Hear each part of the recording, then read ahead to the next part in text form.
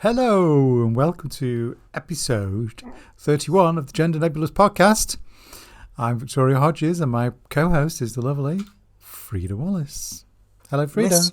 Miss Freda Wallace. Sorry. To you. Miss Freda Wallace. So, yeah.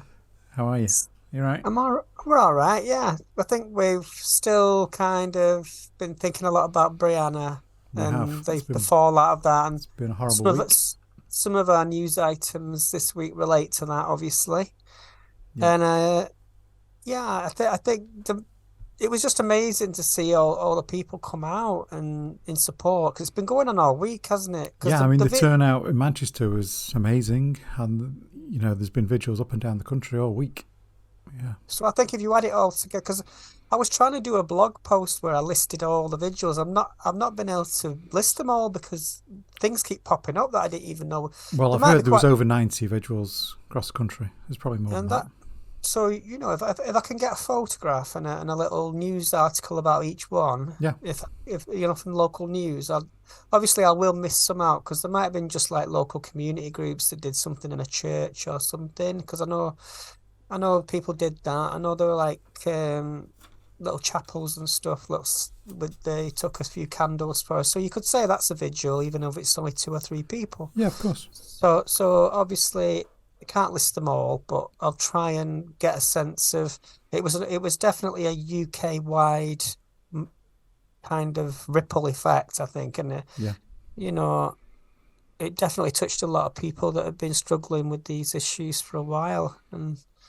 Yeah, so it's all positive, I think, that. And, today this morning I was watching Laura Koonsberg, which I punish myself with every Sunday morning. Yeah, I'm not sure why you do that. And there was no mention of it, not a single word. I thought, you know what, it's a big news story, this.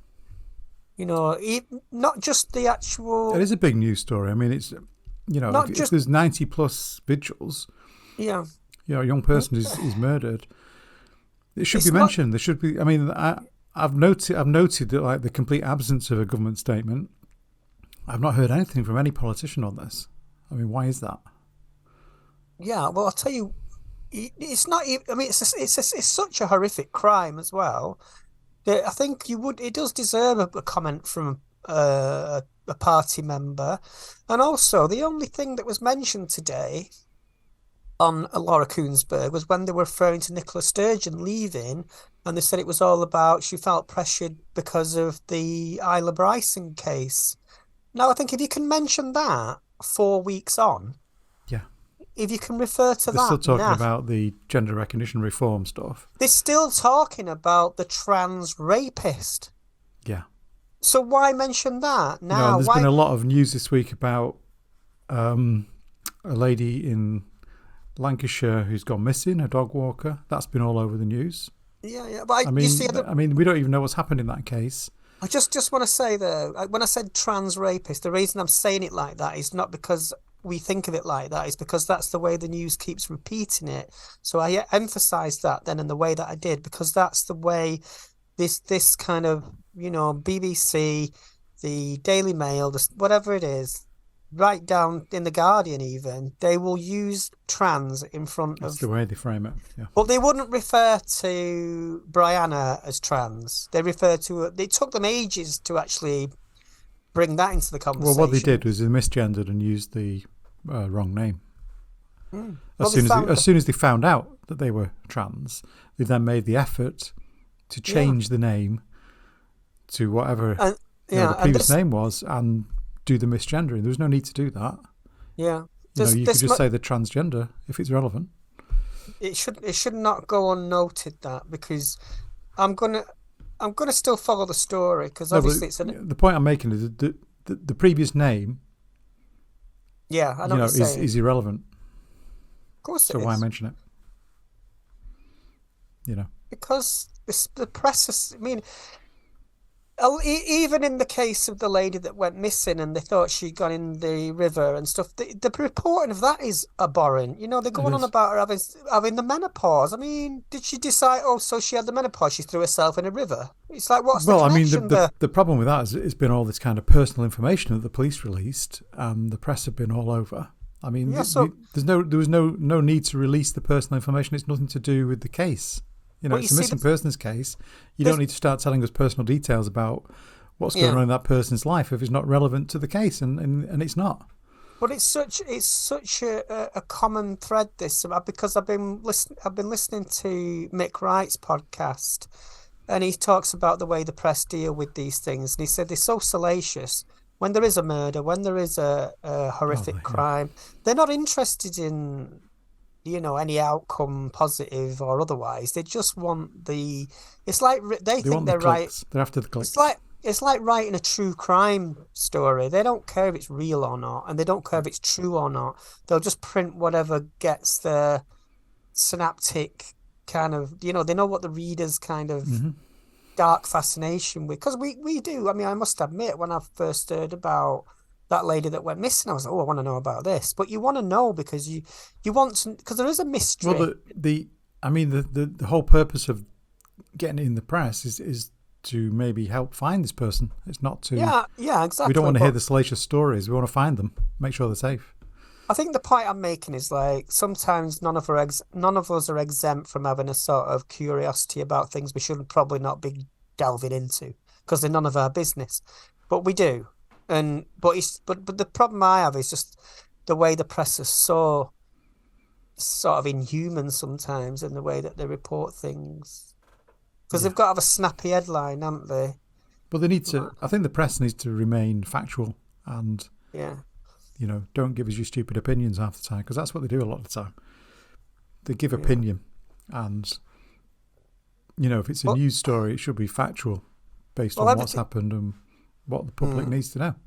Well, everything has to be condensed into a kind of headline, doesn't it? So it'd be like... Well, it's news entertainment these days, isn't it? It's not really...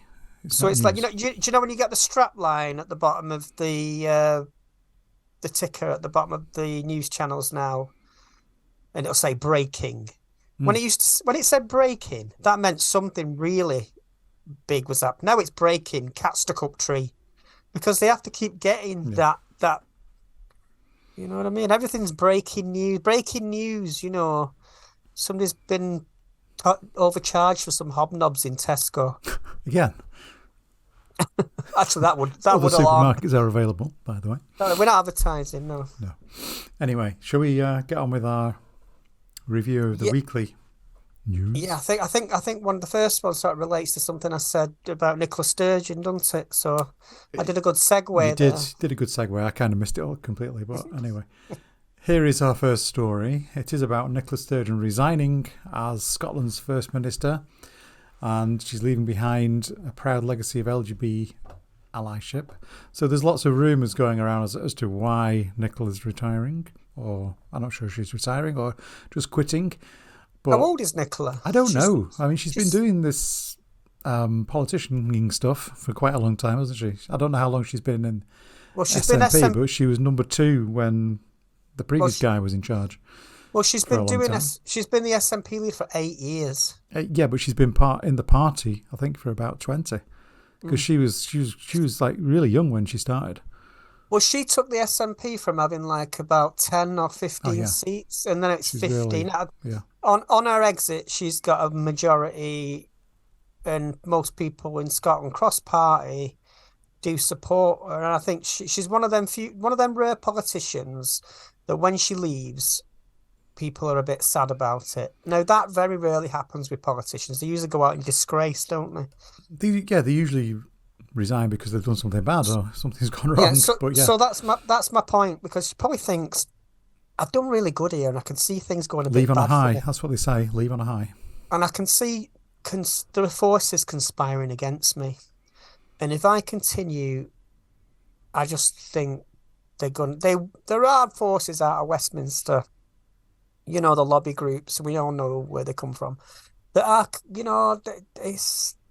it is to do with the gender recognition thing. That was a big factor. Well, let's just read out what she said. I mean, she has said, she confirmed that she's not resigning over the criticism she's facing over her support for trans rights, saying that no short-term pressure could push her out of office. Rather, she had assessed that she could no longer give the job everything it deserves and wanted to make way for a new leader who could lead Scotland to independence. Nicola has served as First Minister and leader of the Scottish National Party since 2014, taking over after the SNP's failed independence referendum.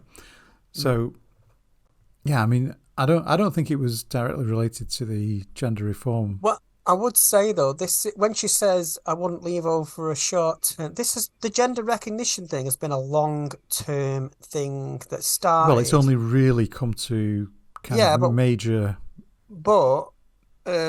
news, because it failed. But the problem is, like, there's probably a lot of things that Nicola Sturgeon wanted to talk about and wanted to bring to the table, but because of this gender row, that it's because, like, they call it the gender row in the paper, she can't get. She's like, everything she's being asked is about this all the time, and I think, right, obviously she should. It's become a distraction, maybe, yeah, but she should address the issue, but really. It's unbelievable how much space, how many column inches, how much time in Parliament. When you consider how simple what we're trying to do here, it's just like, make the law easier for trans people to change a piece of paper. The fuss that's been made over it is just ridiculous. I mean, do you know what's funny, right? I noticed this week. This will make you laugh. Right, because all the talk about gender recognition and everything. So when I was on talk radio and I spoke to Susan Smith, it's like, oh, we can't just let this bit of legislation in. It's like they almost think it changes the space-time continuum if somebody can change the gender, right? They think it's almost like a sort of religious thing, like where suddenly things you believed you don't believe anymore. It's nothing like that. So they were saying it's like, oh, we've got to this piece of threatening legislation, and then a few weeks later they've got Lee Anderson on and they're seriously talking to him about bringing back the death penalty. Yeah, we're going to talk about him in a few minutes, but it's like, so get some reality, people. If you're going to be reactionary about one bit of legislation, I mean, I know that the death penalty is not going to come back. That's never going to happen. But the fact that they'll platform that, but not have someone like me to talk. Well, they did have someone like me, but what I was saying, they kept asking me to come back, and I've kept saying no, because I won't, after Brianna, I won't go on to a station like that unless they address that directly.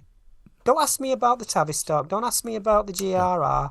Unless you can say, I can say, why are you platforming Kelly J. Keane? Right? That's what I'll say about that. Okay, so back to Nicola. I don't believe she's leaving because of the gender recognition reform. I think there's other things going on.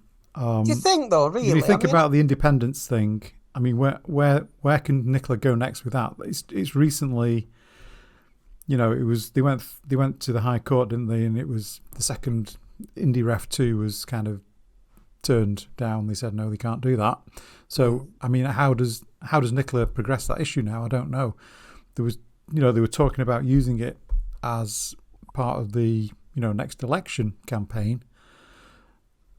But I don't know. I mean, I don't know how they're gonna progress it now. Maybe that's why she stepped down, because she just thinks it's time for somebody else to have a go. I don't know. Nicola Sturgeon put a lot of time and effort into being Mary Queen of Scots. Do you know what I mean? She was Scottish National Party. That was their main issue for existing, wasn't it? Independence. Yeah, of course it was. But what I'm saying, she put a lot of effort into her image. She'd wear the tartan. She would be Mrs. Scotland. So who's going to take over that role now? I mean, I can't think of anybody who is that's so committed to that idea. I mean, because I've not looked into the details of it. I know that we were worried that Joanna Cherry was going to go for it, but she's actually publicly said she won't. Thank goodness.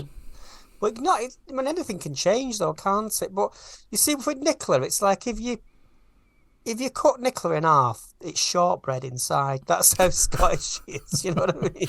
That's what it's like. So, apart from Mary Black, but we talked about this, didn't we? So we don't think she's got. I would like to see Mary Black resign as an MP and become the leader of the Scottish SNP. I want them to just. Or maybe Nicola Sturgeon's going to become an MP and she's going to take over the entire island and turn the whole of the UK into Scotland. How about that? That'd be brilliant. Yeah, let's vote for that. And stop Brexit. Yeah. Put Nicola in charge of everything.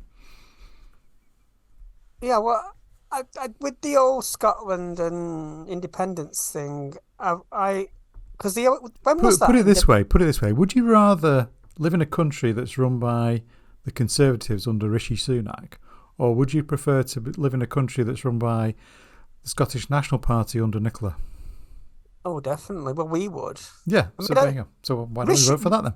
Let's not kid ourselves. Rishi's only there because nobody else. They've reached the bottom of the barrel with the candidates. They've run out of candidates, haven't they? I mean, he's like the last hope. And part of that is it's by design because Boris. I think if they had any brains, the Conservatives would just say, "Look, we're not even going to contest the next election. We're pulling out of the competition completely. We're going to let Labour win, because they've got nowhere to go." Do you think it's a possibility Boris would run again? No, I don't think that's possible. I'm going to hold you to that. Because Trump's running again in America. He might be running, but it doesn't mean he's going to win. Well, you know what happened this week? I mean, I know this is slightly off topic. I mean, Ron DeSantis has probably got a better chance than Ron DeSanchez. I forgot what I was going to say now. It was a really important, salient point and very interesting and clever. Must have been a lie. I forgot. No. What there was a major incident in America this week. There was a massive train crash that spewed up all these chemicals into the atmosphere. They're doing a controlled burn off of the chemicals, aren't they?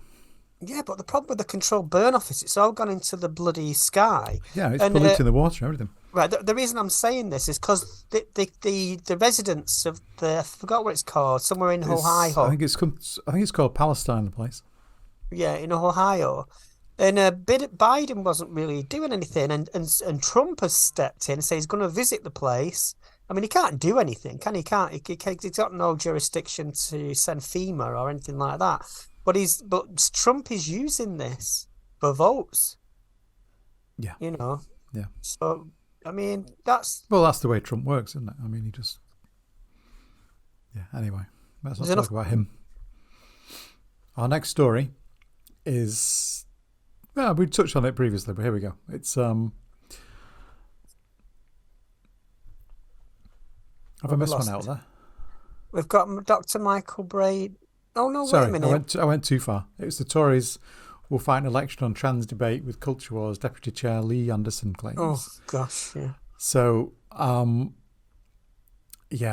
this guy Lee Anderson. He's the new deputy chairman of the Tory party. Exactly. So, like I said, they're running out of talent, aren't they? If you've got somebody like Lee Anderson, nicknamed 30p Lee. Yeah. I forgot why. He was named 30p Lee for comments he made about food poverty and making budget meals. He defected to the Conservatives in 2018 and has become well-known in Westminster for his outspoken views.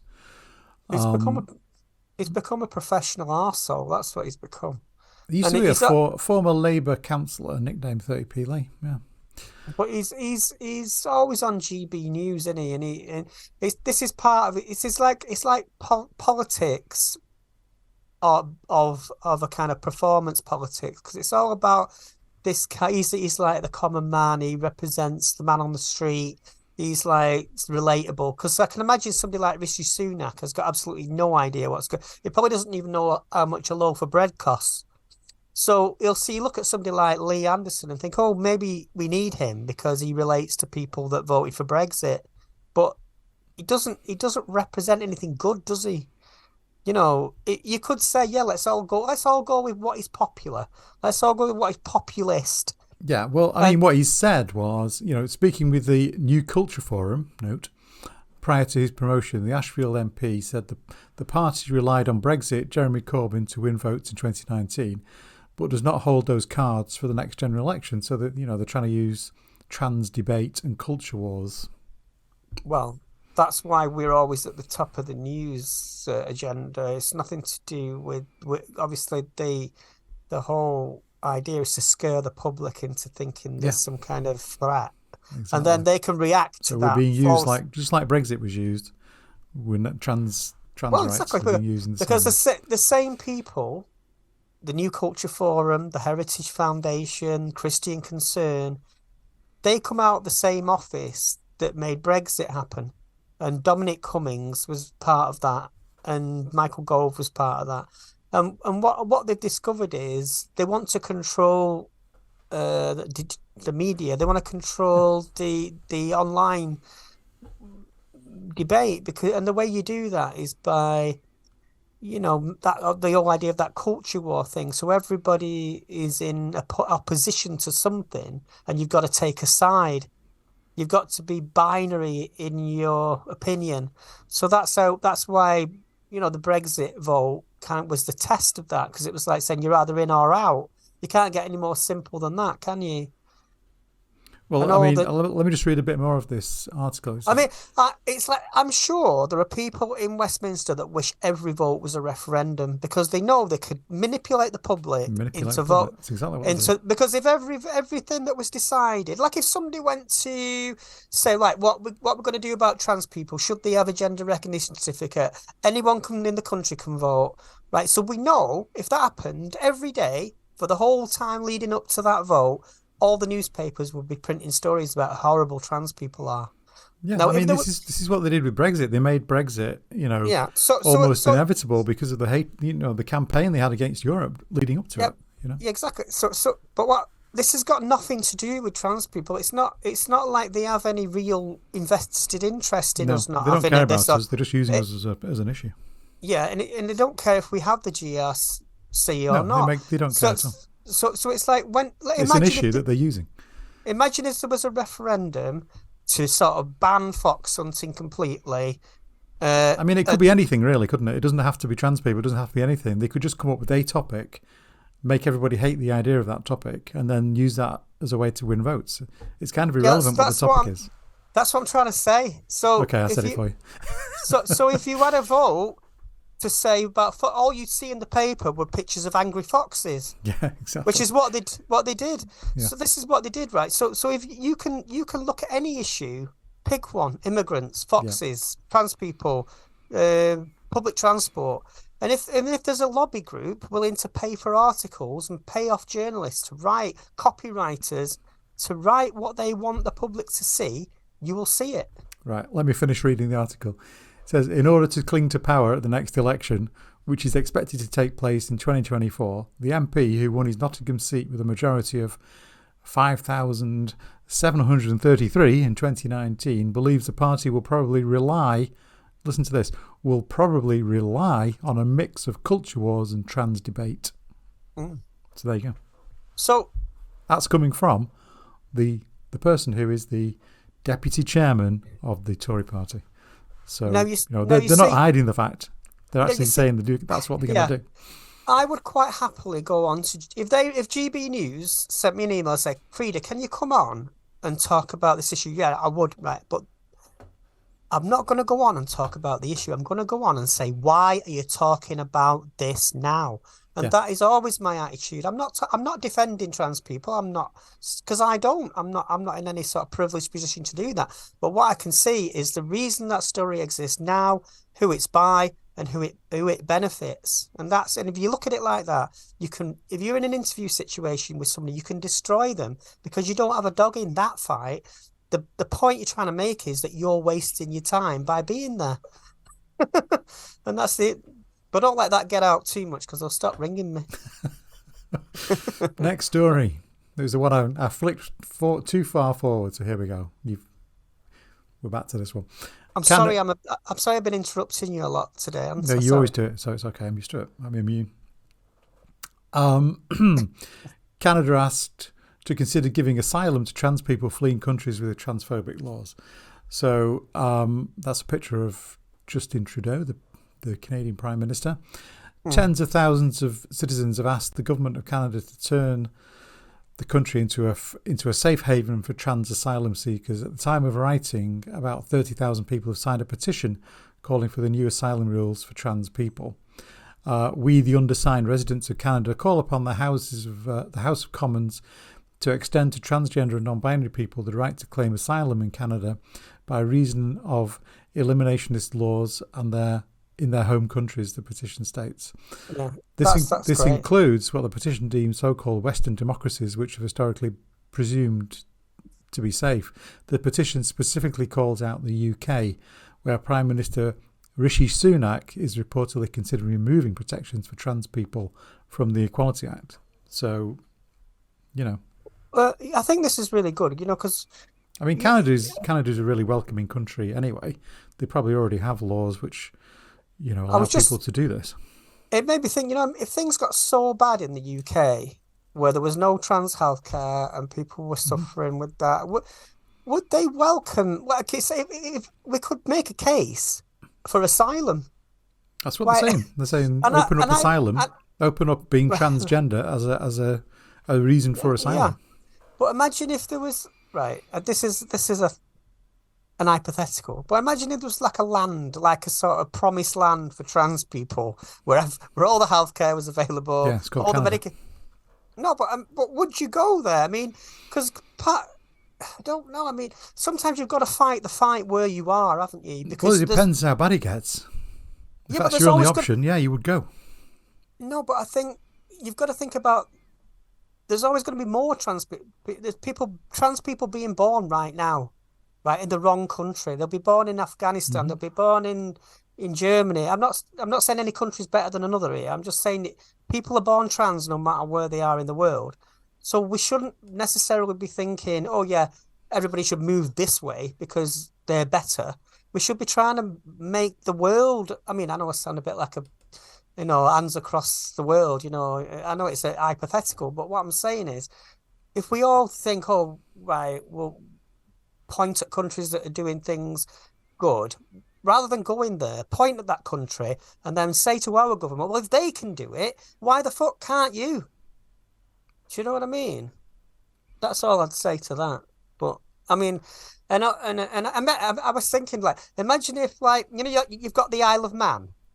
I'd rename it the Isle of Tran and have a gender clinic there. And it'd be like, but it'd become like Lord of the Flies, wouldn't it? Because if all trans people lived on one island, they'd find something different about different kinds of trans people. Say, oh, you're not really trans because you've still got a penis.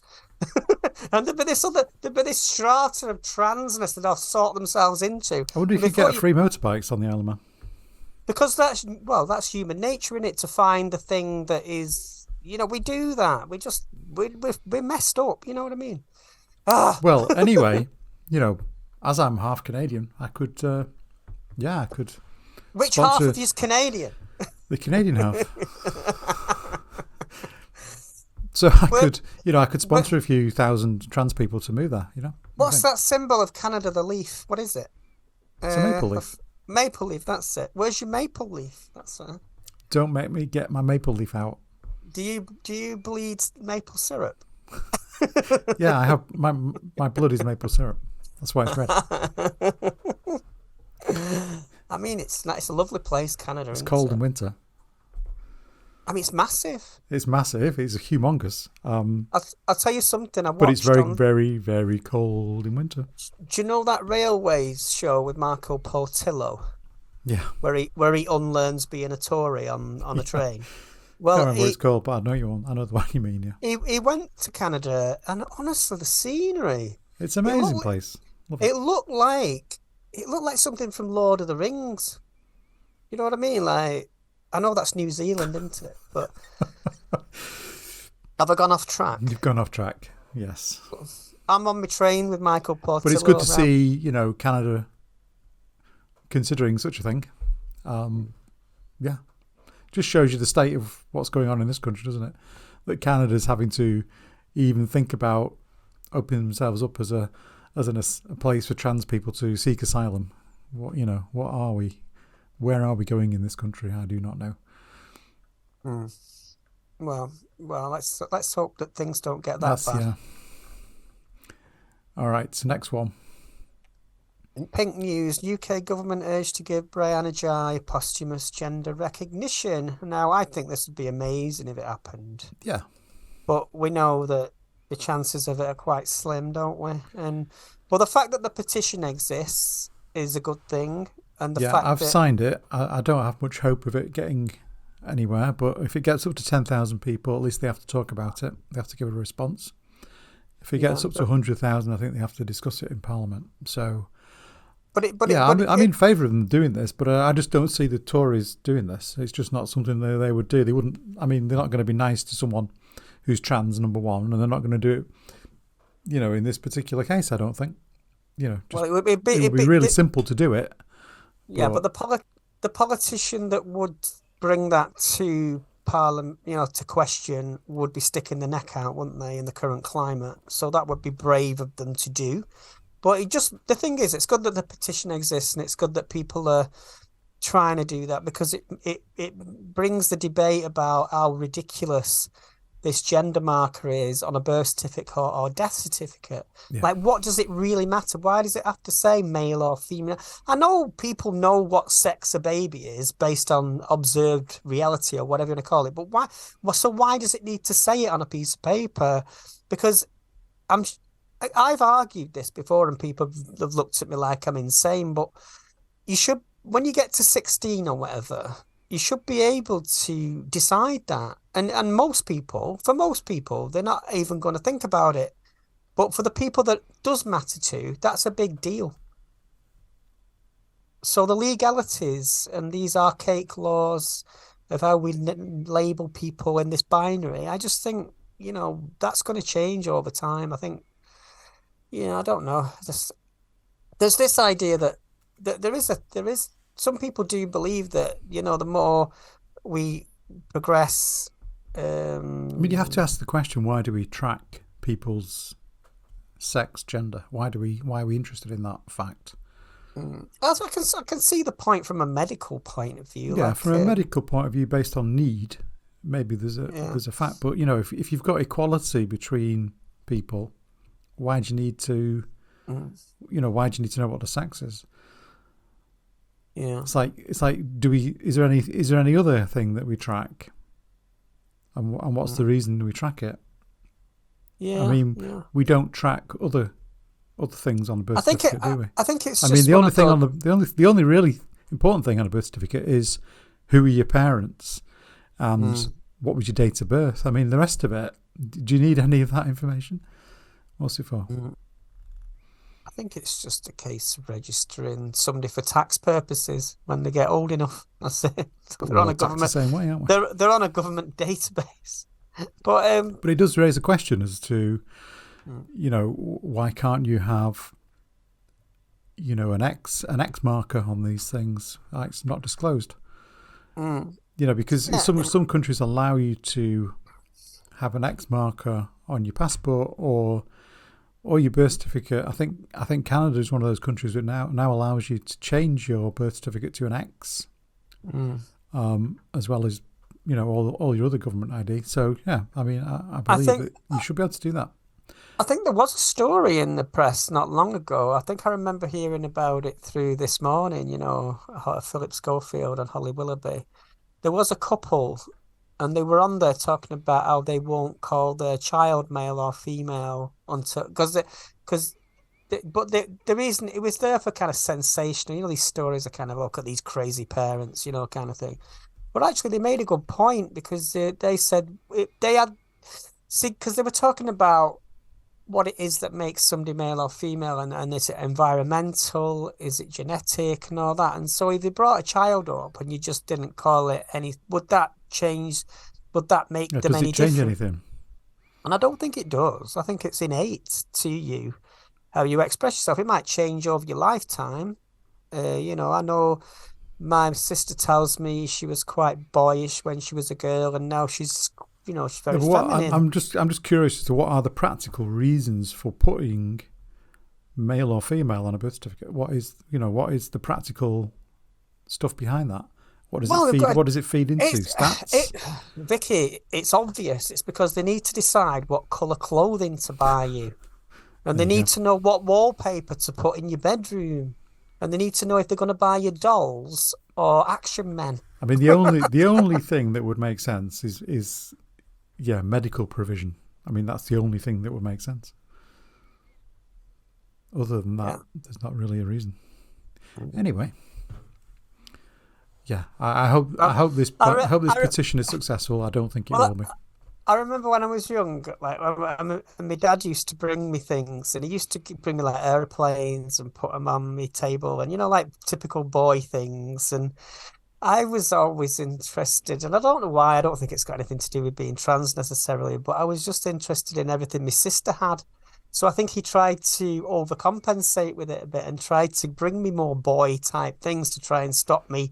Anyway, I remember when I got into, when you could buy the football stickers and you put them all in a book. Yeah. And my dad thought that was great because he thought, oh, he's getting into football. This is right now. I just fancied the men. I just remember looking at the football players when I was, ooh, I'm So now collecting. you've got a thing with footballers, is that what you're saying? No, but I had all the football sticker books, but I had this it was kind of like I was looking, I wasn't interested in the football bit. I was just interested in these kind of athletic men in shorts running around. And and I must have been only about 13 then, and I recognised that I fancied men, but I could never tell my dad that. I knew that would have been weird for my dad. So yeah, so these things from a very early age, don't you? What you're attracted to and what you see. I wonder if you'd have stopped buying them if you knew what you were thinking. Probably, he probably started buying me Sam Fox pinup girls.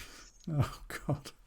But what I was going to say was I don't think there's anything that makes you male or female in that way because I'm conscious of the fact that I'm leaning into the idea that there are girls things and boys things, and I don't think that's because obviously there are toys that are marketed at boys, but is it just marketing or are boys saying so? It must come from somewhere, you know what I mean? It's an interesting thing, and I don't know if there's any simple answer to that. But I remember like wanting to blow things up and mess about with fireworks. So, You still do that, don't you? Yeah. Nothing's changed, Freda. Yeah. This next one, bit of a strange one. God being gender neutral is nothing new. Queer Christians insist God is all genders. So, yeah, once again, here we are talking about the Church of England. We seem to do this every week. The Church of England is considering the use of gender-neutral language for God, but many queer Christians, the answer is simple. The Church is launching a new commission after a request for gender-neutral language in authorised forms of worship. An official statement confirmed that there are no plans to abolish the current services which use he and other masculine terminology for God. Rather, the Commission will seek to formally acknowledge the fact that Christians have recognised since the ancient times that God is neither male nor female. While some media outlets reported on the development with a matter-of-fact detachments, others fed into the narrative that the move could represent the last chapter in woke culture gone mad. Yeah, I think I'm always a bit cynical when I see these stories because, I mean, in one sense, what is God? It's like, does it?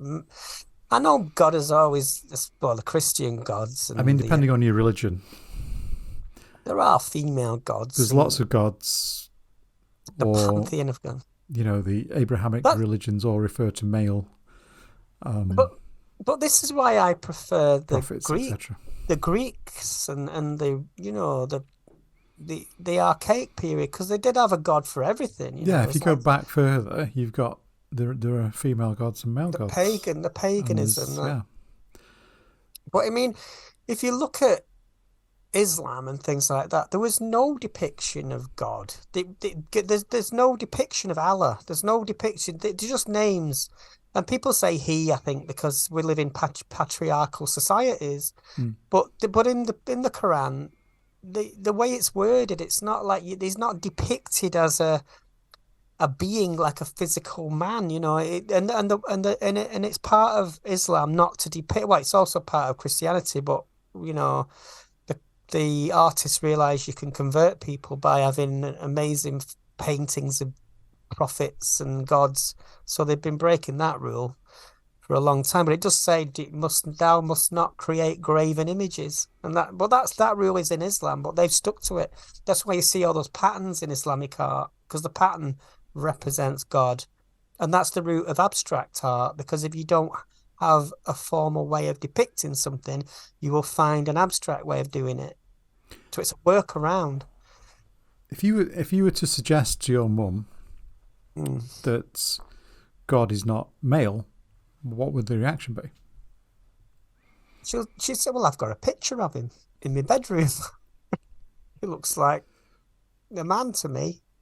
Well, that's because everything, that's about as far as it goes. I don't know. See, the thing is, I can't see the Catholic or Church of England changing this position. Well, the thing is with Catholicism is like when I was at school, I went to Mount St. Joseph's, and they were taught, it was nuns. It was in a nunnery. The school started off in a nunnery. So when I started, it was still there.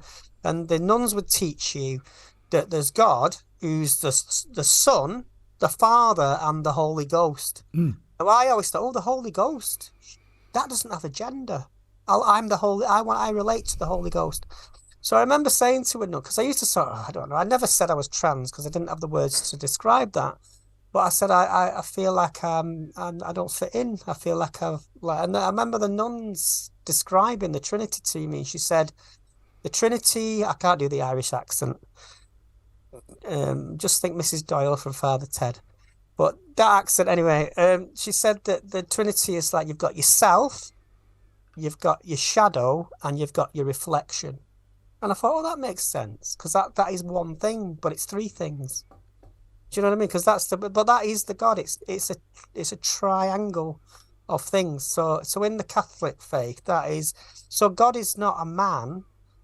He's not a woman. It's just that idea of being three things in one thing. But the Trinity. How abstract is that? So are you in favour of it changing?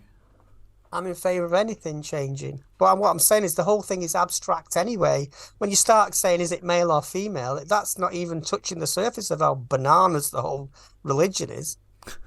Yeah, I know we're talking. Well, we're talking as though we kind of believe in this stuff, but But if let me just read a bit of the article. It says here the Bible calls God the Father, but the Bible was written in a particular social and cultural context when fathers were head of the family. We live in a different cultural times now. Fathers have no hierarchy over mothers. Naturally, opinions among Christians on gender-neutral language are going to differ. So yeah, it's going to be interesting to see what they do. Yeah, I don't know. It's a bit if anything. It's one of those kind of stories, though, isn't it? It's like. But I'm sure there'll be an outrage amongst certain religious groups at the idea of this. Oh yeah, but obviously because they think that they're smashing down the history or the whole thing that they believe in is being attacked. But yeah, that's the thing with religions, though, isn't it? I mean, they're people that. But on the same thing, I've always had empathy with religious people because the one thing I can't stand is patronising atheists. I'd rather accept that I don't know God exists than know full well Richard Dawkins definitely does, because the second one is more depressing. Do you know what I mean? You're staring at me blankly there. I don't know. Well, yeah, I'm not really a believer, so religion is religion. I'll convert you to the religion of Freda. Oh dear, I'm not sure. You're wearing my cross now. Yeah.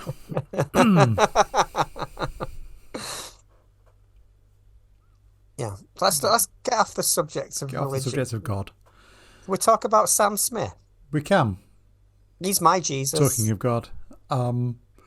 Yeah, so this next one, Sam Smith, has been called a groomer and a paedophile while walking through a New York park. Sam Smith was abused and harassed as they innocently walked through a New York park on a sunny day, with hateful onlookers calling them evil, a groomer, and a paedophile simply for existing. It comes after their performance at the Grammy Awards earlier this month, which saw them sing Unholy while dressed in red latex and devil horns, surrounded by horror movie-inspired dancers, pyrotechnics, and Kim Petras dancing in a cage. That sounds perfectly acceptable to me. Right-wing pundits describe the spectacle as satanic and claim represented the state of the demonic left. The real-life effects of hateful trolls attacking queer people online was clear to see in harrowing footage of Sam Smith being abused, which circulated on Twitter on Wednesday. So there you go. A woman, in the video, a woman is seen yelling at the non-binary star in broad daylight as they casually walk down the street, ranting, "You belong in hell, Sam Smith. Sam Smith belongs in hell, you dynamic, twisted, sick, blah, blah, blah." Yeah, I mean, on one hand, I think if you're going to do a song called Unholy, you're going to deal with sexual themes, you're going to do simulated water sports. There's going to be people out there, they're going to look at that and think you're satanic, because if they don't understand it's theatre, some people don't understand, and when it filters through the media, if every story is about, say this person's watched Fox News and whatever they've seen in the papers, and they would start to think, oh, this person is demonic, maybe. So the people that have got a kind of Tourette's syndrome of opinion, when you walk past them in the street, because when I was a teenage goth, I still am a bit of a goth, but when I used to have big hair and I used to do really black hat. Yeah, you had weird eyes back then too. Yeah, and I had contact lenses in and all that. And I knew I was walking through Manchester City Centre. We'd go past these street preacher type people, and we would deliberately walk past them because they would shout. Because to them, we are demons. We are the embodiment of the thing they've told themselves is evil, right? I don't know if they think in their minds we've crawled out of the They probably the thought gutter. you crawled out of the gutter to come and attack them. Like something out of Ghostbusters 2. The slime that runs under the city, and then Freda and her friends have come up to haunt us. So they probably do think, but I remember that, yes, but we did play into it because we would deliberately walk past those people and try and stir them out. So I think there's a performative element to what Sam Smith is doing, but nobody deserves to be called those names in the street. But this is the way that the news cycle has been obsessed with this, and obviously, I mean, one of the things with that song, if you look at the lyrics, it's just daft, isn't it? Like, Mummy doesn't know Daddy's getting hot down the body shop doing something unholy. I mean, yeah. Vicky doesn't know Freda's getting hot down the pound shop doing something unsavoury. Yeah. What were you doing in the pound shop anyway? I'm buying. I'm not going to say. No, you don't say. Don't say. It's got to be something. I was going to say something that can't broadcast. But you see, so I think on one hand, because people that shout things in the street shouldn't be taken seriously, should they? They should not. I just hope that Sam Smith laughed that off. I hope he. I think what Sam Smith did is they just walked past it and ignored it. I mean, that's the best way to deal with that kind of shit. Yeah, I was talking to somebody at work who's got kids who loves Sam Smith, and she was saying, do you know what though? I've got a 6-year-old, and she wanted to do a TikTok singing that song. And she said, would you agree to that? I said, no, I wouldn't agree to that. I said, definitely not. So I can understand this concern about what is popular culture, what is acceptable. And I think, yes, that is very sexually charged. But it's the way the homophobes and the transphobes automatically link, What did you link see everything to paedophilia. I mean, because it's the worst thing they can think of. Yeah, it's the worst because they've got enough conscience and enough humanity. That tiny little bit of humanity tells them that paedophilia is wrong, and this is the person representing it. That's all that's going on there. But did you see the Brit Awards? I did. Yes. And they did a much better version. I thought the version of it they did there was much more theatrical. I thought Kim Petras looked amazing. She's just, people don't. Kim Petras being trans isn't really part of her pop thing. I mean, I know she refers to it a little bit, and her lyrics are pretty dirty. When she's singing, "This is slut pop." Obviously. but she doesn't refer to a transness really. She refers to as a sec. It's a sec, and it's no different than any other kind of pop music. But I was watching the Brit Awards, and I thought this is amazing. This looks fantastic. And Lizzo was there. I thought the pop music looks amazing at the moment. It's not boring. It's not bland until Adele comes on. It's not. It's not. It's not moany. Did you just call Adele bland? Yeah, I did. All right. That's what I And thought. and it's not pretentious. It's colourful. It's not.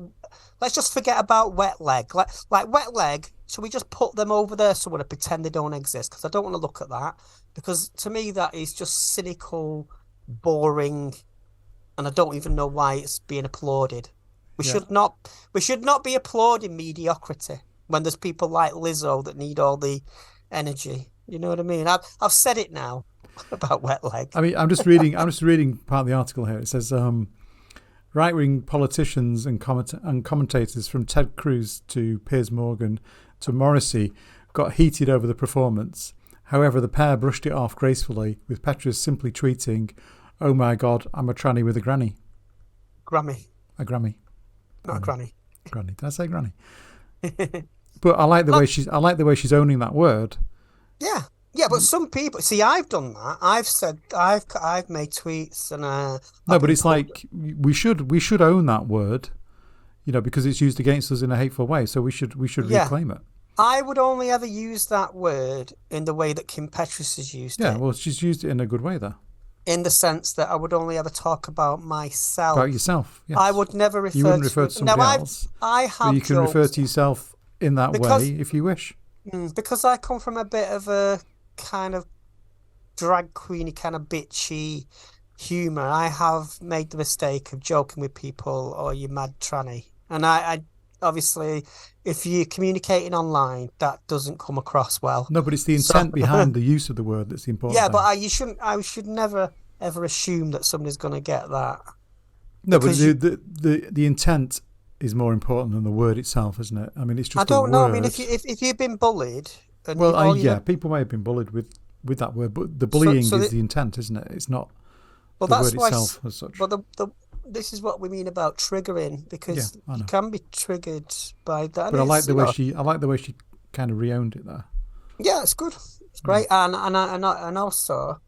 It doesn't mean I'm going to start using it myself in that way, but But when you actually examine, like when you look at it objectively, the music, and I mean, I don't know, like, what is that song she's got? My Coconuts. I mean, what is that about? I mean, I know what it's about, but it's like it's about coconuts. Come on, I mean, it's not Arca, is it? It's not like art pop. It's just kind of cabaret. That's what Sam Smith is. It's just pop. It's just pop music, and it's a bit edgy. I mean, that's it, really. You see, what I want to do with my music, I want to be somewhere between Kim Petras and Aphex Twin. Okay.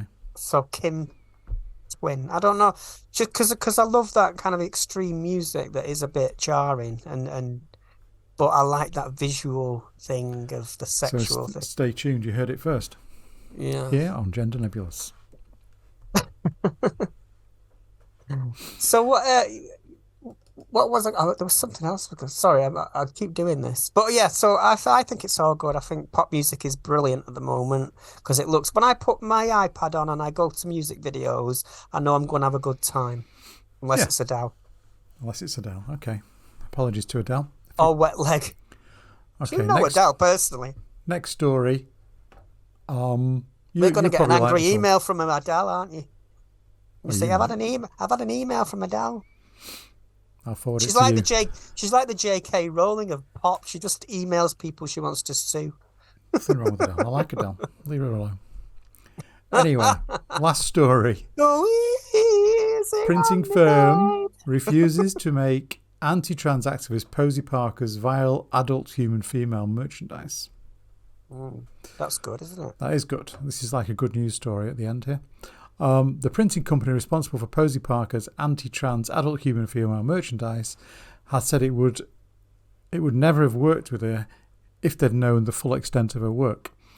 Posie Parker, real name Kelly J. Keane Minshall, hit out at HelloPrint in a Daily Mail article over its refusal to make her merchandise.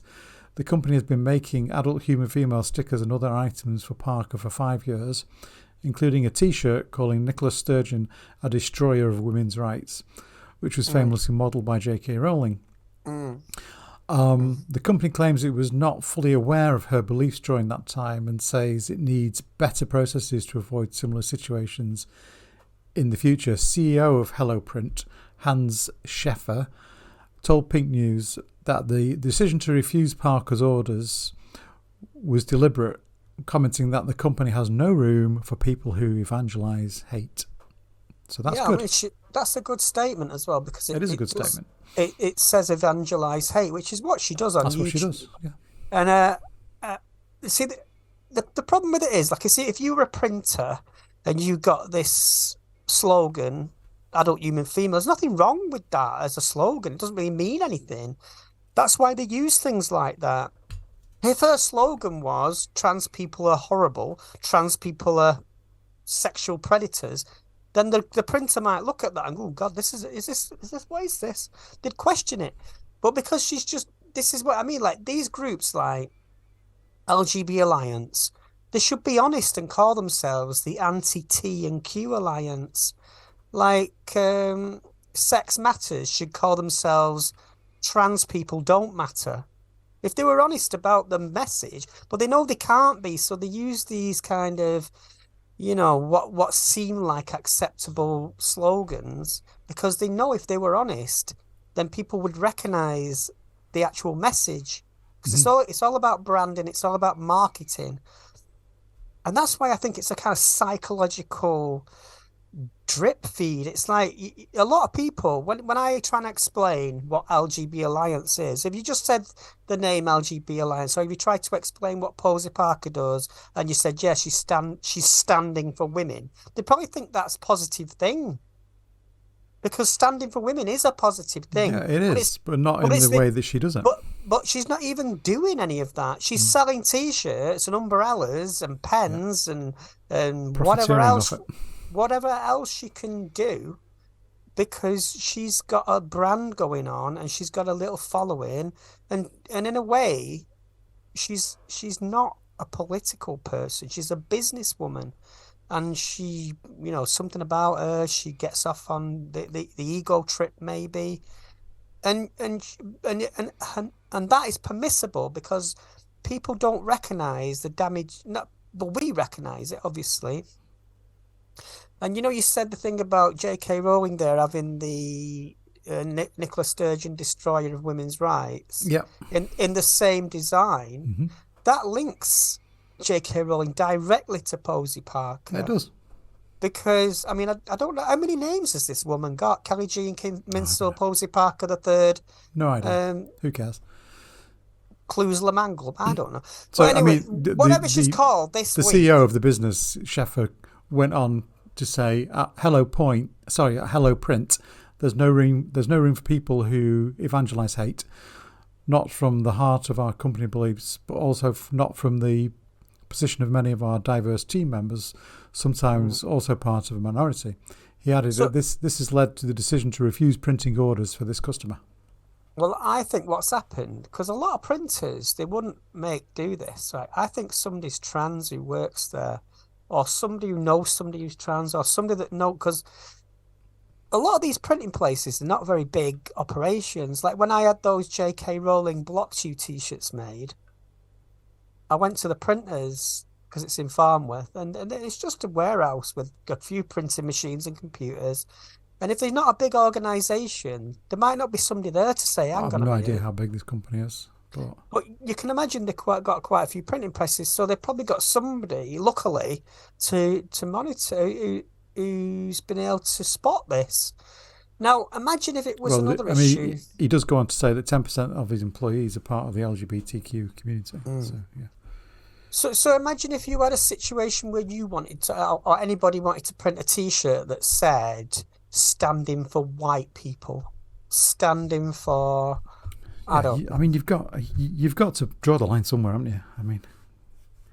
Yeah, so these slogans don't mean anything within themselves. They're kind of weaponizing the idea that it's how it's used. Yeah, a brand. So it's really dangerous. Like it's kind of disingenuous, duplicitous, and it functions in a really underhanded way to draw people in. And I think some of the women that attend Kelly J. Keen's rallies, I think some of them might be really insecure and maybe have been, they need a sense of belonging maybe, and being a part of something like that might make them feel like they have something, because sometimes women, I mean, I don't know. I mean, I'm probably overthinking it, but I think if you wanted to be with a bunch of women who all had one cause, I think that is empowering. No matter, even if it is damaging to another minority, they would probably they're not in it because they don't understand the issues of trans people. It's just that they've gone along with this thing now, and they've gone so far down it, they can't come back. So there's a bit more I need to read out here because it kind of covers what we've just been saying there. So the company said it cancelled an order from Parker in which she requested the statement, "Are children safe with these trans rights? No, it's being taught in schools," be printed. She also requested merchandise that described trans-inclusive legislation as a sinister takeover and a direct threat to women. HelloPrint said that it had decided that some of Parker's slogans may seem harmless in isolation, but in the context of her work and other requests are anti-trans. If we look at the complete picture, these designs are also meant to be printed as an anti-trans material, saying only women and men have rights, trans people don't. Although two of these designs were not inherently offensive, viewing the content with the other designs and understanding the context, we can perceive all designs that were cancelled as anti-trans harmful, So I can imagine they're doing the right thing based on their understanding of what this particular customer is doing with that stuff. So right thing to do. I can imagine somebody arguing this and saying that Kelly Keen has the right to a freedom of expression and a free speech. Yeah, she's also got the right to go and use a different printer. And she should be allowed. Do you remember that story about the cake? There was a cake maker that wouldn't make a cake for a gay couple. Well, I'm not sure what laws or where this company's based, but right, but it's not the same, is it? Because if it was about free, I support freedom of expression. Obviously, I think everybody should be able to say. Everybody should reserve the right to be an arsehole, right? I don't really care. But you see, it's weaponized. It's like political, and it's part of a bigger thing. It's not just one person's opinion. These people are amplified. Like, we know that Mayor Forster supports Kelly J. Keen. We know there's like a food chain of it, isn't there? So it's not just one person's opinion. They've formed a group. So if it was just one lone woman in the street on a soapbox, then nobody would care. But because she's managed to, make it into a movement, she's turned it into a business, this woman, hasn't she? Well, it's an art. I mean, on one hand, it's almost like a sort of situationist kind of artistic endeavor. You could see it in that way. You could see it as like, that's her brand, that's her performance. Like a bit like that Alex Jones guy. I used to watch him and think he was entertaining. I didn't agree with a lot of the things he said. But it's like when you hear him ranting and you hear him talking on YouTube, it was kind of compelling because it's kind of interesting to watch somebody like that. He was so involved in what they believe. It is kind of attractive in a sort of morbid way. So like when you watch somebody like that and they're almost like a street preacher, they're almost like an evangelist. We might not agree with it, but we're absolutely attracted to it because it's a performance and it draws us in. And if you're not careful, if you're a weaker-minded person or you're insecure or you think you've got some people do have like a sort of a pathological repulsion to things that are different. It's nothing to do with being trans necessarily. It's just that people look at things and go, oh, what's that? It's like, well, not everything in the world is for you. The world isn't built for you to look at it. Mm-hmm. You know what I mean? Yeah. Some people think the whole world. It's like when you'll see people on Twitter going on about, oh, there was this thing on telly. I don't think it should be allowed. And it's like, I'm sorry, love, but not everything on the telly is for you. And it's as simple as that. Not everything in the world is built for you. You don't have to like it. You don't have to, get it shut down. But if you're a reactionary, you'll think, I want the world to be exactly the way I think it should be. And that goes across the board, whether you're trans, whether you're gay, whether you're straight, whether you're from Mars. You'll think, if you were from Mars and you came to Earth, you were, I want Mars things. Oh, you finished? I have. I think oh, God. I don't know where I was. Sorry. Okay, so I just wanted to finish on I found some really interesting books. Oh, yeah. They're produced by a company, I think it's a company name, Little People, Big Dreams. So these are the books here. They look great. So I think this represents me and you, actually, Freda. Yeah. Can you just hold the Freda one up, even though it's spelt wrong? Hang on. So those are the two books. Yeah, it's a perfect match, Freda. I've got rosy cheeks as well. So that looks a bit like me, same hair, Emmeline. And that one looks a bit like you, with your unibrow. I've actually got a Frida Kahlo book on my shelf here, but it's behind my green screen. My friend Andy, who listens to the podcast. So these are kids' books, but he bought me the Frida book. The illustrations inside these books are amazing. Look at this. Yeah, it's a kid's book. It kind of gives a simple explanation of who the person is. Hold up the Frida one again. Can I have a look at that one inside? So that's great. Yeah. So the other one, the Frida one. Can we have a look inside that one? Because I've drawn my brow on now with people. Oh, fantastic. I love them. I love the drawings. Yeah, they're great. They're amazing, aren't they? Yeah. It's a really good story about Frida Kahlo. It's quite fascinating. She was very punk rock. Artiste. I've got a dress that's like a Frida Kahlo thing. Yeah, I got it for a fancy dress thing. I'll get it out one day.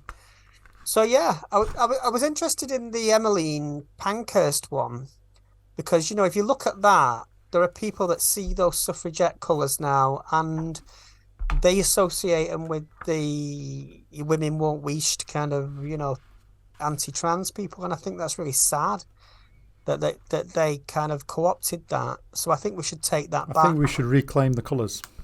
Yeah, but not for ourselves, but just to say they belong to anybody. They belong to anybody, yeah. I mean, but they don't belong to oppression. They shouldn't be used by an organisation which is trying to oppress us. That's right. So what I was going to say, because there's the Pankhurst Centre. Eddie Mercury, look at that one. Eddie Mercury. Freddie, not Eddie. Freddie. I used to be called Freddie. But let's say, there's a Pankhurst Museum in Manchester, so I think we should go there, get a group together. Yeah. And we'll go and visit. And I like Queen, but they've got a whole range of these books. I mean, there's. Did you see the film about Queen? It was really boring. I actually enjoyed that. Put the Frida one up again so I don't look silly with me unibrow. They've got Coco Chanel, Ada Lovelace, Jane Austen. There's a whole. Look at all those. All those. Yeah. Can you send me the Frida one? Frida again. Frida with an I. There you go. There you go. So put it up next to me. See that? Yeah, so it's almost a match. Right, can I rub this off now? No, I think you should leave that there permanently. Get it tattooed on. Yeah. There we are. Does your ass come off like that, or is that real? What? Your eyebrows.